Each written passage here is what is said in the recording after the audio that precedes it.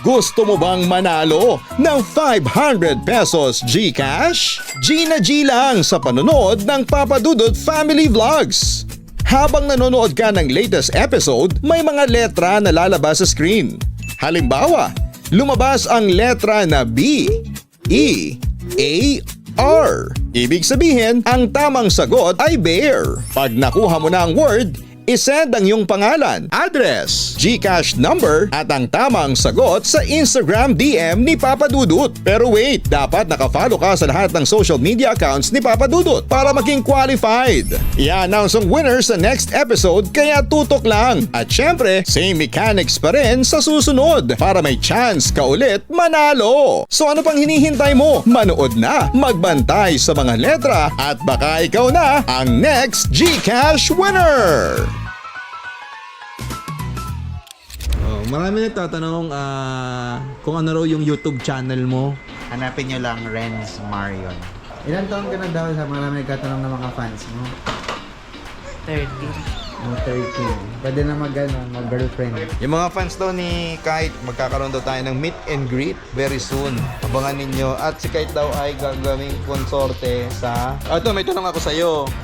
Lagi daw dry ang eyes, lagi sumasakit ang mata, malamang kakabasa. Ano bang magandang advice mo? Kung hindi ka masyadong nag-iisip ng stress, di ba? Bakit mo ba iisiping stress ang pakikipagrelasyon sa isang green flag, di ba, na karelasyon? Hindi ba napakaswerte mo sa dinami-dami ng tao sa mundo, ay napakaswerte mong minahal ka ng isang lalaki na walang goal sa buhay kundi mahalin ka, respetuhin ka, tapos magdedemand ka pa na nabuboringan ka sa pakikipagrelasyon? Welcome sa kwento ng aming pamilya. Nandito si Gian, si Gianna, si Mami Jem at si Kuya Kite. Yeah, si Papa Dudut ang kasama sa vlog na puno ng tuwa at saya. Masayang magkakasama, araw-araw kwela, pamilya, kapuso at kabarangay. Tara na, kwento ng buhay sa vlog makikita, kaya huwag makalimot, subscribe na. Ay, magandang gabi po sa inyong lahat mga ka-online. At kasama ko ngayon si Kuya Renz dahil hinintay niya yung kanyang coding. Nasa bahay muna siya saglit. Thank you kay Kuya Kite na binuksan ang ilaw. At alam nyo, kanina pong ulan ng ulan, ano? So, andito yung mga bata at si Kuya Renz. Hi! Ay, may sinasabi si Gian. Hindi na sa dito. Hindi na sa dito. Hindi na sa dito. Hindi na. Ito nga pala yung mga laruan ng mga bata. Yan. Yung sila naglalaro. Laruan ba? Akala ko kalat. Marami nagtatanong kung ano raw yung YouTube channel mo. Hanapin nyo lang Renz Marion. Ano bang meron sa Renz Marion YouTube channel? Nandun yung mga health advices, yung talagang legit na health advices. Makakakita rin kayo doon ng mga napaka-pogi na nagdi-discuss na pharmacist. Yan, makikita nyo doon. Pero sa mga hindi nakakalam, siya po ay nurse at pharmacist. Eh bakit nakabarong ka ngayon? Anong meron? Nag-flag ceremony kami, kailangan nakabarong. Yan, sa government kasi sila nagtatrabaho. Saan ka nagtatrabaho? Secret! Sa pitak po siya nagtatrabaho. Sinabi ko na. I-video mo naman si Riley tuloy. Si Gian at si Gian. Kung anong reaction sa'yo pag pinapatawa mo. Andiyan na si Tito. Andiyan na si Tito. Andiyan na si Tito. Yung may gusto ko. Akala siya. Andiyan na. Hindi nga ikaw ang hinahabol ko. Si Gian. Andiyan na. Andiyan na. Ay. Ano ba yan? Nagkakapadyak-padyak siya. Tinatawanan ni Kai. Bakit? Tinatawanan, tinan mo. Tinatawanan ni Kai yung tumating siya. Ba't mo tinatawanan si Gianna? Ay, marami nga pala nagkakapress doon kay Kai sa vlog. Talaga? Ilan taon ka na daw sa marami nagtatanong ng mga fans mo? 30. No, 13. Pwede na mag-girlfriend. May pa-slow motion pa yung pagsagot eh. Parang si Daniel Padilla, no? May pa-slow motion pa eh. Ang tanong, ilan taon ka na? 13. 30. Yeah, ganun eh. Mama! Tama, Gusto kasi ni Tito Renz Mama ba? kausapin daw. Mama ba papatawag mo kay ate? Mami. Siyempre yun ang turo ni Rachel, mama at dada. Doon muna tayo sa basic. Mama, dada. Gian! Gian! Mama! Dada! Ay, si Gian. Akala mo siyang kinakausap. Gian! Ikaw ng favorite namin! Ayaw lumapit ni Gianna! Bless mo na, bless. Kung Bless mo na! Bless. Pakita mo kung yung mga alam mong tricks, anak. Tricks mo. Roll over! Roll over, Tito Renz! Sige nga! Hi, Gian! Oh, sino ang gumawa ng book mo? Pero maganda yung pagkaka-nakapuyot nyo. Ito nga, ginapit ko to kanina. Ginapitan ko kagabi. Yan mo yung bangs. Napasali na rin siya sa mga nasirang bangs. Alam nyo, huwag niyong pangaraping mabunggo kayo niya mga yan. Napakasakit po pag tumama sa paa. Sobrang sakit. Aray. Masakit po yan. May sinasabi si Renz na sa Facebook daw pala, pag daw nag-post ka ng picture at mataas ang engagement, meron daw monetization. Totoo ba yun? Meron. Ala, magpo-post na ako ng mga naka-topless, mga naka-brief. Brick naman. Yung mga fans daw ni Kite, magkakaroon daw tayo ng meet and greet very soon. Abangan ninyo. At si Kite daw ay gagawing konsorte sa fiesta. Saan sa gitan? Sa barangay Pinakadulo. Sa bayan ng Tawi-Tawi. Layo yan. Sa bundok Hala-Hala kung saan mo. Ayan, ganap talaga si Kite ng mga girlfriend kasi single ba daw siya eh. At saka marami nagkaka-crush kay Kite. Totoo, dami nagko-comment. Pogi daw si Kite, ilang taon na daw. Comment down below kung pogi po si Kite. Habang sinasabi ko yun, gumaganto si Kite. Tapos kumakain siya ng mangga. Ha? Lagi mong pinagkitripan si Kite. Pinapa na yun. Sa nakikita ko sa vlog na nag-aalaga doon ng kapatid kaya marami nagkakatuwas. Green flag daw yun eh. Green Flag. Yan ang title ng episode ko kanina sa Barangay Love Stories, Green Flag. Yung kwento ng Barangay Love Stories kanina, meron siyang boyfriend na puro green flag. To the point na parang naboboringan na raw siya doon sa relationship. Hanggang sa nag-accommodate siya ng kaibigan. Ang pangalan niya ng kaibigan, parang Marvin yata, parang gano'n. Nakipaghiwalay si girl doon sa lalaki. Tapos, few months after, namatay si guy. Ngayon, nakipag-boyfriend siya kay Marvin dun sa nagpaparamdam sa kanya nung sila pa nung lalaki. Nagkaanak sila, tapos iniwan siya. Tapos, sabi, nangako yung lalaki, sabi, sige, susustentuhan kita. Pero hindi siya sinustentuhan kahit kailan. Tapos namimiss daw niya yung kanyang ex na namatay. Parang nagsisisi na siya sa nangyari. Kung kayo po ang nasa sitwasyon ng akin sender kaninang umaga, ano ang maibibigay mong advice sa kanya? Tingin mo, tama ba yung ginawa niya na nakipaghiwalay siya dun sa lalaki? Because parang naramdaman niya na very stagnant na lang yung relationship nila. Tama ba yun na nakaka-boring ba talaga dapat natin tingnan yung relationship na green flag na parang wala na raw adventure? Ang sabi ko nga sa kanya, ang advice ko nga kanina, sabi ko, bakit hindi mo i-try na hiwalayan tapos makipagbalikan ka para lang may thrill? Yan nangyari nga sa ending. In-advise kayo nung gitna pala ng kwento. Nabuboringan ka pala sa jowa mo. Bakit di mo i-try na makipaghiwalay ka tapos makipagbalikan ka? Para lang to make it, very interesting na story. Kaya lang syempre, nangyari na nga po, nasa uli ang pagsisisi. Tapos parang sinisisi niya yung sarili niya kasi parang nagka-cardiac arrest daw yung boyfriend niya, yung ex niya. Kasi feeling niya, dahil nakipaghiwalay siya, ang bait ng family ng lalaki, hindi siya sinisi. Kasi ang sabi nung pamilya, sasama ang loob ng ex mo kung sisisihin mo ang sarili mo. Kumbaga, walang may gustong nangyari na ma-cardiac arrest yung anak namin. So it's destined to happen, parang ganon. Siguro, hindi man kayo maghiwalay or something, mamamatay pa rin siya kasi it's destined to happen. Parang. So anyways, ano bang gusto nyo? Yung may konting conflict sa relationship or puro green flag ang nangyayari? Dapat puro green flag sa akin. Kasi bakit ka naman hahanap ng kakasakit ng ulo mo?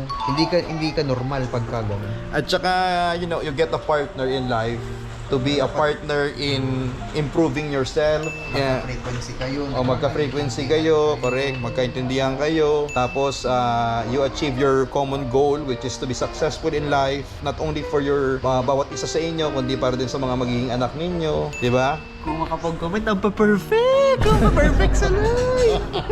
Ikaw, anong advice mo dun sa babae kanina? Hindi, tama naman yung sinabi mo. Niloloko lang kita. Na laging piliin ang happiness sa buhay. Huwag kang hahanap ng ikakasama ng loob mo, ikakasakit ng loob mo. Pero dapat yung green flag dapat nag-stay. Dapat pala paghapon nag-uusap tayo ng may parang kwentong ganito para mabigyan natin ng advice. Kasama si Nurse Ren sa kanyang Ren's Marion Hindi Vlog. ko kasi 40 yan. Ang 40 ko kasi ay mga health education. Ito, may tanong ako sa'yo.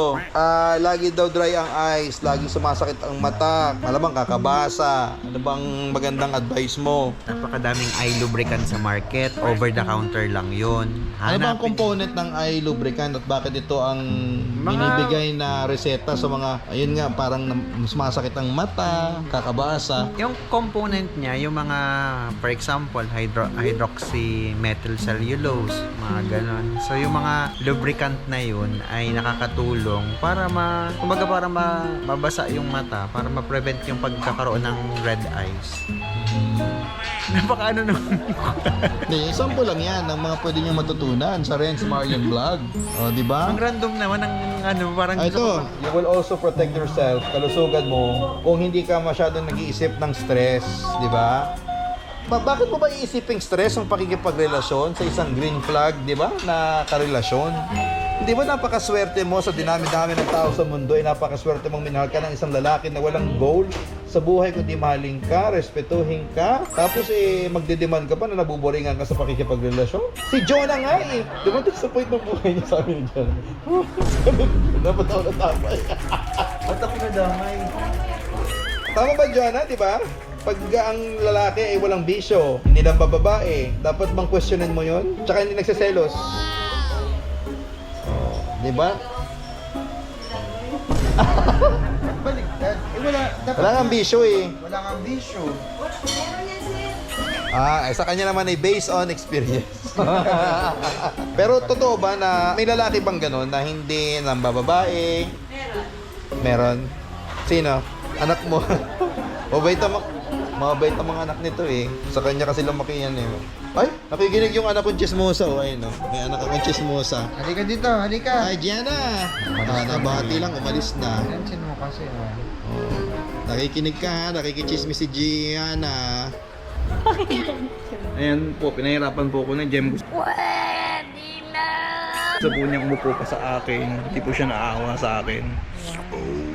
May mga nagko-comment tungkol sa hair mo. Maganda. Hindi ko nga masyado mabit. Maganda daw, bagay daw sa'yo. Gusto ko sana orange. Kaso di ko alam ba't naging red nga siya. Salamat po. Busy ako today. Ngayon lang kami nagkita. No, after lunch. Ngayon lang ulit. Nandun ako sa kabila eh. Nag-date. Sana all. Hey, Dalawa tulog na. yay! Tulog na! Yay! Hindi. Ay, nasa taas!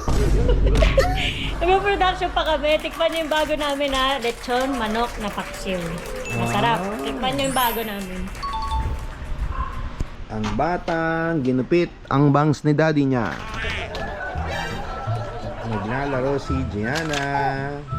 Daming toys. Daming toys pala ng baby ko.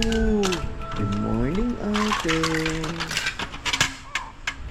Hi guys, ito yung bago namin produkto na abangan po ninyo sa Papa Dudut Lechon Manok. Pero ito po ay exclusive lamang sa 168 Shopping Mall. Ang sarap. Ang sarap. Ito po ang pangalan niya, ang sarap. Yan po ang aming chicken paksiw. Ang sarap. Ano bang pangalan niya, chicken paksiw? Pwede, chicken paksiw. Ang sarap ng lasa. Sila po ang tumira niyan kagabi. Yan, sila Jonah, sila Daddy June, sila Marie, si Jem, si Chef Ang. Ito po yung breakfast nga pala namin.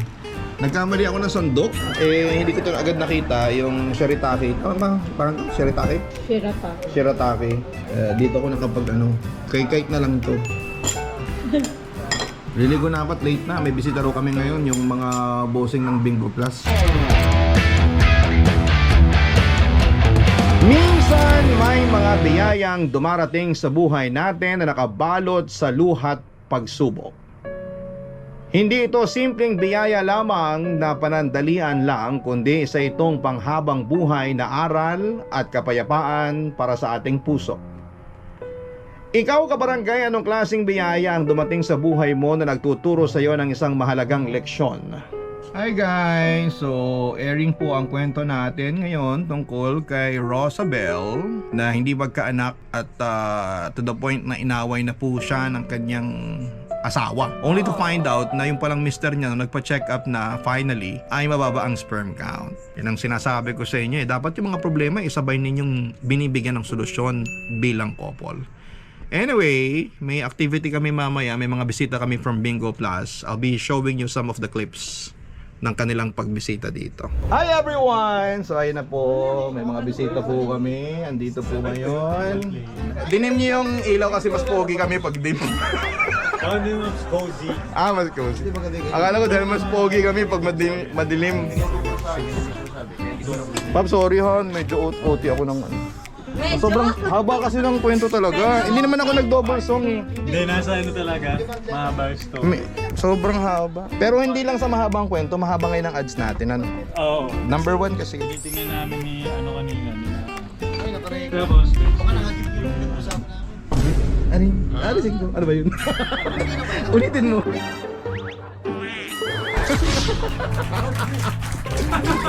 wala yun. Narising ko na lang. Hi! Sino nagupit ng bangs mo? Sino sumira ng bangs mo? Daddy! Nagpapanggap si Daddy marunong magupit. Papagupitan ka na namin sa Friday, anak ha? Papahapain ko lang yung bangs para maayos. Talaga? Parang kinakausap niya yung mga nanonood, ano? Bye-bye! Say bye-bye. Bye-bye! Bye-bye, Daddy! Hi, guys! Kami po ay nagla-lunch at ang lunch namin ay mag-alas 7 na, 6:35. Magsi-7 na. Ganyan po talaga ang lunch namin. Ito nga, nakapantulog na. Lunch pa lang ngayon. Natutulog na. Ito yung kape, binili daw sa Landers na hindi naman nila trip. Napakapait. Ito, pre daw ito sa pizza. Ano yung pizza, hindi ko pa nakakain. Si Mika daw po, galing sa school. Gutom na gutom daw. Ito wala siyang pasok bukas. Holiday. Boom, taray. Sana all. Clearance din. Sana all. So, explain mo naman na Mami Jen kung ano nga bang meron tayo dito. Ano to eh? Creamy truffle pasta ito. Oh. Yan, white creamy truffle pasta. Tapos ito, iced americano. Hindi ko bet kasi matapang eh. Sobrang tapang. Tapos ito, Pwede nga ipaglaban. cappuccino. Sabi ko kay Kai, huwag ako bibilhan ng americano. Kasi hindi ko talaga kaya. Sobra. Ano na ako, pang latte, cappuccino, yan, okay lang. Tapos may paksiw kami. Ito yung lechon manok paksiw. Ano to, bisugo? Yeah, bisugo at saka sopas, yun ang ating food. At yung kanin mo. Shirataki rice ito. Kasi hindi ko pa nakakain. Pang diet. O, kain tayo guys ha. Kain po. Ano yung kain to? Can I see that? May pinaglalaban po si Kite dito. Gusto raw niyang kainin yung cropek. Ayun naman pumayag ng kanyang mami. Chocolate? Nakalagay yun. Tawa si Gian. Cropek. Cropek. Propek ang tawag. Problema ka ba sa akin? Ma, mali ba yung basa ko? Cropek nalagay. Huwag kayo iiyak. Gianna, what are you eating daw? Lips mo na, lips. Muso. Nguso daw, nguso. Muso. Nguso, Gianna. Nagpapa-cute. Nguso. Dali, pakita. Let me see, nguso. Ano y- Head yan eh. Head? That's her head. Nguso daw, nguso. Iya, siya may camera daw eh. Ayun niya naman. O, dila na lang, dila. Nguso. Dali, shoot. Very ganon. Fish face, fish. Like this, Gianna. Do this. Uy, galing. Fish, paano fish?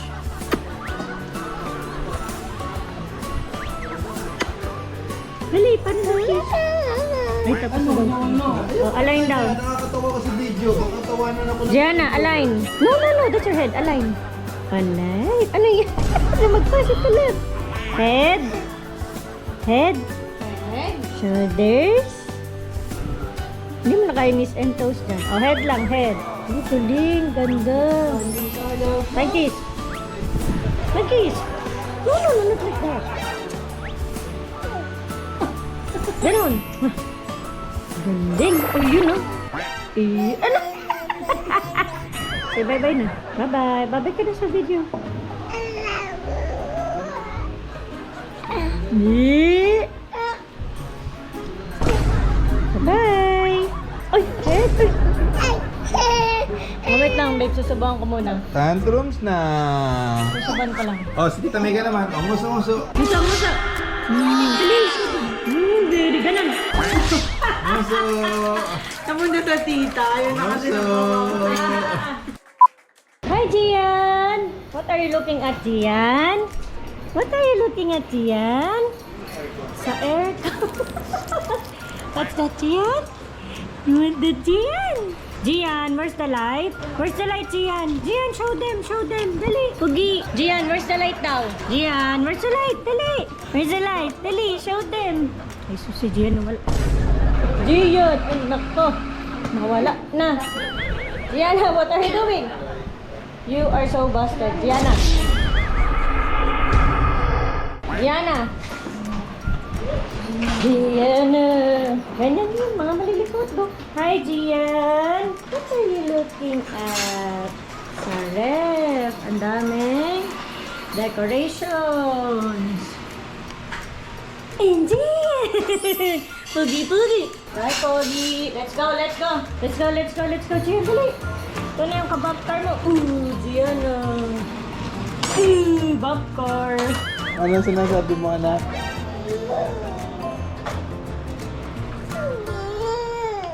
Kanina umiyak si Gian, sabi niya, Ama!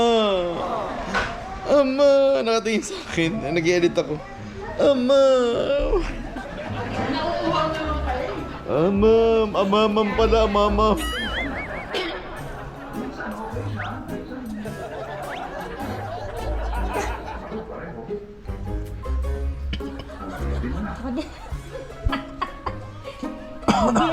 Ganda. Ay, dati ko. Dikit mo dali mo. Dikit mo. Kay Gianna. Tagko ka mukha. Gianna, look kay Gianna. Ano kadila? Gianna! No, don't touch it. Dapat eh.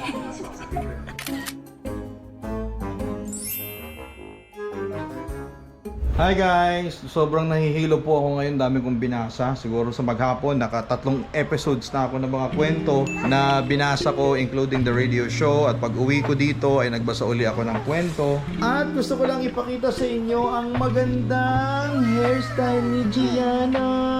Bagay na bagay sa baby ko. Gandang-ganda naman. Ano yun? Ang hangin.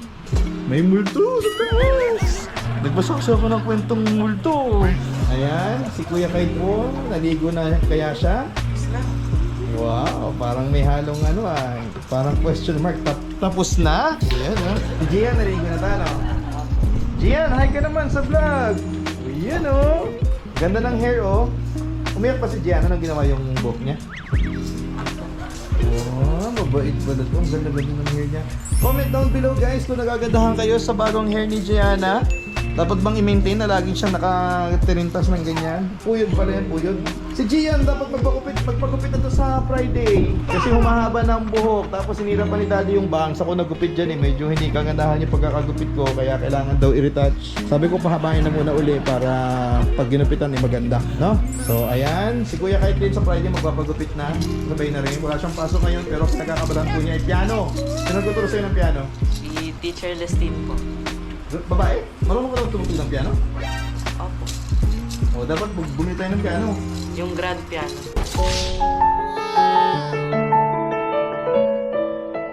O yung mga gusto na magbigay ng piano kay Kite, comment down below. Naman. Baka naman. Piano! Anong ginagawa mo? Nagpapanta ko ng diaper ng anak ko. Hindi ko lang pwedeng ipakita dahil censored. Talagang tumatayo po siya mga kaibigan. Pakita mo lang yung ulo. Ayan, tatayo yan. Siya lang ipakita mo.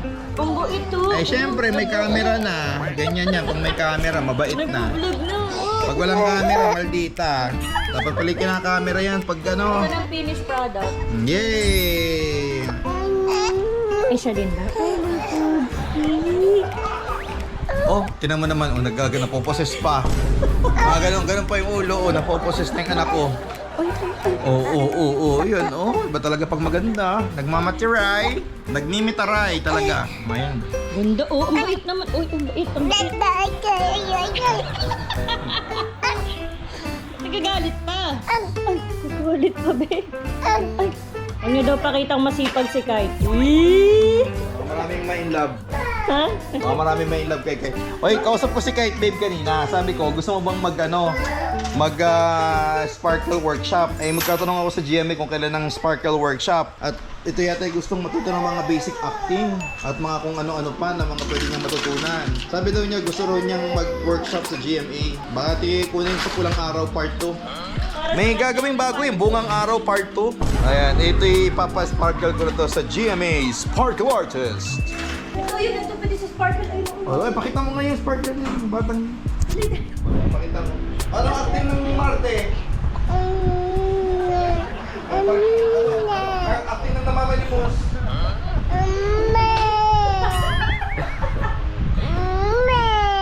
Acting ng walang makain. Ay, matulad. Matulad na sa gutom. Anong acting ng batang ahas? Nakadila. Batang sawa. Okay ng baby. Oo, pwede ko rin mag-artista yung anak ko. Lesson 101, dada. Ay, tinawanan lang yung dada ko. Say dada. Mama. Anak. Ay, kahit tanggalin yung tinanggal ni Gian, kailangan may balik yan sa dati. Oh, say mama. Gian. Mama.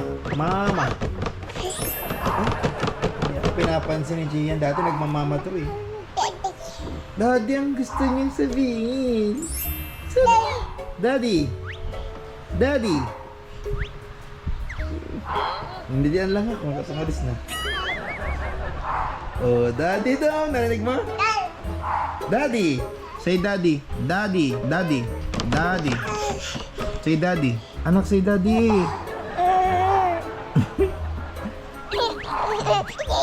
Daddy. May ipin na siya, oh. Ayan po, oh. May ipin na si Diana. May ipin na siya. Ita!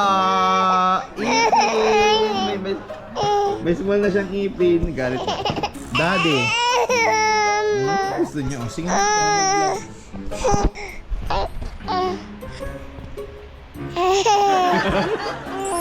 Gusto pa na siya umawak. I am so happy to tell you, talagang lumabas na ang ipin ni Gianna. Kaya pala may madaling araw na lagi siya nagigising. Siguro yung naiirita. If you happy and you know, you clap your hands. If you happy and you know, ayun, talagang lumabas na. Ayaw mo pakita, may bayad pag pinakita ni Gianna. If you happy and you know, you clap your hands. Clap your hands. Wag daw close up, napangit daw siya. Masayang magkakasama, araw-araw kwela, pamilya, kapuso, at kabarangay, tara na. Kwento ng buhay, sa dilag makikita, kaya huwag makalimot, subscribe na.